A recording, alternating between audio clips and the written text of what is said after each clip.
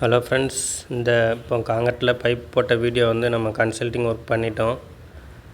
இந்த வீடியோவோட லிங்க் வந்து டிஸ்கிரிப்ஷனில் கொடுத்துருக்கேன். நம்ம காங்கிரீட்டில் எப்படி பைப் போட்டோங்கிற வீடியோ வந்து டிஸ்கிரிப்ஷனில் கொடுக்குறேன். நீங்கள் பார்க்கலன்னா அதை போய் பார்த்துக்கோங்க. கன்சல்டிங் பண்ணும்போது நம்ம என்னென்ன ஒர்க்கு பண்ணணும், என்னென்ன விஷயங்கள் பண்ணணும் அப்படிங்கிறத தான் இந்த வீடியோவில் பார்க்க போகிறோம். நம்ம வந்து காங்கிரீட்டில் தெளிவாக பைப் போட்டிருந்தாலும் கன்சல்டிங் ஒர்க்கில் கொஞ்சம் கிளியராக பார்த்து போடணும். அது எல்லாமே செக் பண்ணிவிட்டு தான் நம்ம போட வேண்டியிருக்கும் பைப்பெல்லாம்.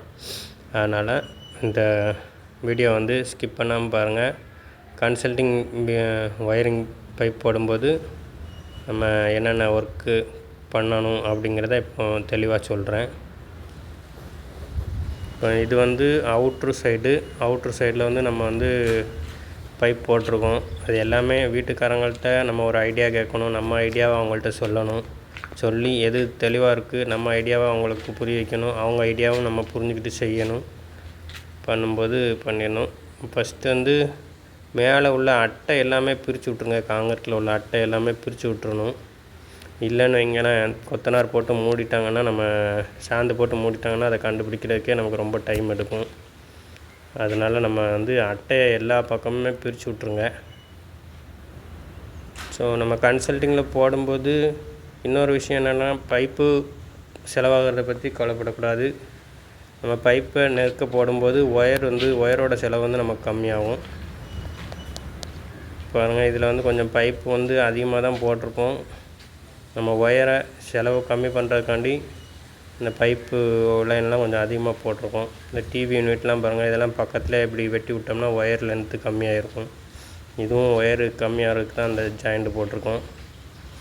போர்டு டு போர்டு இழுக்கும்போது அந்த ஒயர் லென்த்து நமக்கு கம்மியாக வந்துடும். ஸோ எல்லா காங்கிரீட்லையுமே பாருங்கள், இது வந்து எல்லா காங்கிரீட்லையுமே அட்டையை பிரித்து விட்டாச்சு. இன்னொரு விஷயம், நம்ம போட்டிருக்க பைப் லைன் வந்து அடைப்பு இல்லாமல் இருக்கா இல்லையான்னு தெரிஞ்சுக்கணும். அதையும் தெரிஞ்சுக்கிட்டோம்னா நல்லது. ஸ்ப்ரிங்கை வந்து நம்ம போட்டு பார்த்துட்டோம்னா ரொம்ப நல்லதாக இருக்கும். ஏன்னா நம்ம பூசினதுக்கப்புறம் அதை உடைக்க முடியாது. அது எங்கே அடைச்சிருக்குன்னு நமக்கு தெரியாது. ஸோ நம்ம வந்து அதெல்லாம் செஞ்சிடணும். பாருங்கள், இந்த வீடியோ பாருங்கள். போர்டு வந்து நம்ம மேக்ஸிமம் எப்போவுமே உள்ளே என்ட்ராகும்போது ஒரு போர்டு கண்டிப்பாக வைக்கணும். அப்போ தான் நம்ம போகிறப்போ உள்ள ரூமுக்குள்ளே என்ட்ராகும்போது நம்ம லைட்டு போட்டு போகிற மாதிரி இருக்கும். எல்லா வாசல்கிட்டையுமே ஒரு போர்டு வச்சிட்டிங்கன்னா ரொம்ப தெளிவாக இருக்கும். மேக்ஸிமம் அப்படி தான் வச்சுருக்கோம். மிச்சத்தை வந்து நம்ம வந்து கிச்சனுக்கு வந்து நம்ம ஒரு 4 செவத்துலேயும் போர்டு வச்சு விட்டா நல்லது. கிச்சனுக்கு நம்ம 4 செவத்துலேயும் போர்டு வச்சு விட்டணும். அப்போ தான் அது வந்து கிச்சனுக்கு எவ்வளோ போர்டு வச்சாலும் பத்தாது. ஃப்ரிட்ஜி, மிக்சி, கிரைண்டரு அப்படின்னு எல்லாமே போடுவாங்க. ஆர்ஓ வாட்ரு எல்லாமே அதுக்குள்ளே தான் வரும். அதனால் 4 செவத்துலேயும் 4 போர்டு கொஞ்சம் பெரிய போர்டாக வச்சு விட்டா பிரச்சனை இருக்காது.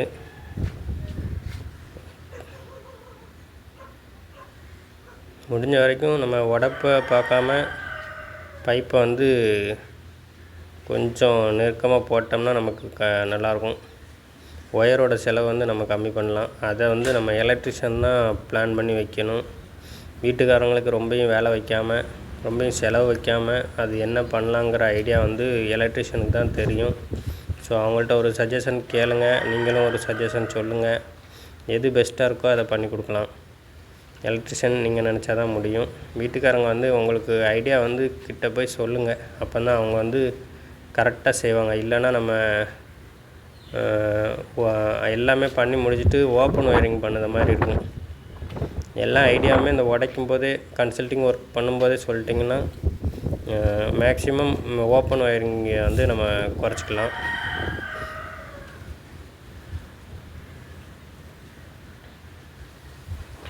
அதுக்கு போர்டு வந்து கொஞ்சம் பூசுறதுக்கு மட்டும் வெளியில் வச்சுட்டு மேக்ஸிமம் உள்ளே வச்சு செவத்துக்கு மட்டமாக வச்சே பூசி விட்டுறலாம்.